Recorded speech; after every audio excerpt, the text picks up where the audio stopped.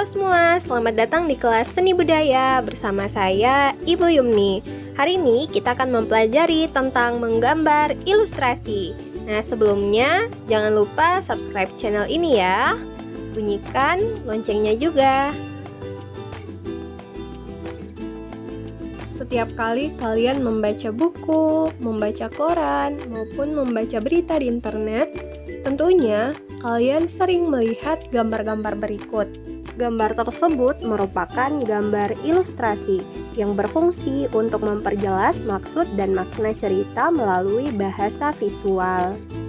Ilustrasi merupakan gambar yang memperjelas ide cerita atau narasi. Tujuan dari gambar ilustrasi adalah memperkuat, memperjelas, memperindah, mempertegas, dan memperkaya cerita atau narasi. Objek gambar ilustrasi dapat berupa gambar tumbuhan, hewan, dan manusia, serta dapat berwarna atau hitam putih saja. Selanjutnya adalah jenis-jenis gambar ilustrasi. Yang pertama yaitu kartun. Bentuk kartun dapat berupa tokoh manusia maupun hewan yang berisi cerita-cerita humor dan bersifat menghibur. Penampilan gambar kartun dapat dilihat dalam bentuk hitam putih maupun berwarna. Yang kedua yaitu karikatur. Gambar karikatur menampilkan karakter yang dilebih-lebihkan, lucu, unik, dan terkadang mengandung kritikan maupun sindiran. Yang ketiga yaitu komik.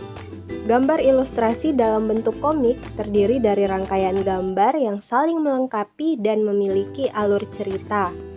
Bentuk komik dapat berupa buku maupun lembaran gambar singkat atau komik strip.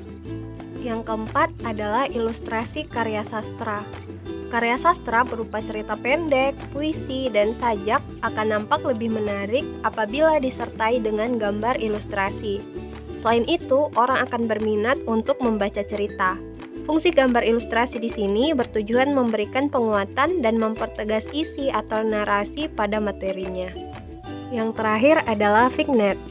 Sebagai pengisi dari sebuah cerita atau narasi dapat disisipkan gambar ilustrasi berupa vignette. Vignette adalah gambar ilustrasi berbentuk dekoratif yang berfungsi sebagai pengisi bidang kosong pada kertas narasi. Menggambar ilustrasi dapat dilakukan dengan teknik kering dan teknik basah. Yang pertama yaitu teknik kering. Menggambar ilustrasi dengan teknik kering tidak perlu menggunakan pengencer air ataupun minyak. Nah, alat yang digunakan yaitu pensil, arang, kapur, krayon, atau bahan lain yang tidak memerlukan air. Yang kedua yaitu teknik basah. Media yang digunakan untuk teknik basah antara lain cat air, cat minyak, tinta, atau media lain yang memerlukan air atau minyak sebagai pengencer. Selanjutnya yaitu beberapa tahapan dalam menggambar ilustrasi. Yang pertama, menentukan tema gambar berdasarkan cerita atau narasi. Yang kedua, menentukan jenis gambar ilustrasi yang akan dibuat. Yang ketiga, menentukan irama, komposisi, proporsi, keseimbangan, dan kesatuan pada objek gambar. Yang keempat, menggambar sketsa global yang disesuaikan dengan cerita atau narasi. Dan yang terakhir, memberikan arsiran atau warna pada objek gambar sesuai karakter cerita. Demikianlah materi kita hari ini. Tetap jaga kesehatan dan semangat belajar. Sampai ketemu pada pertemuan berikutnya. Terima kasih semua.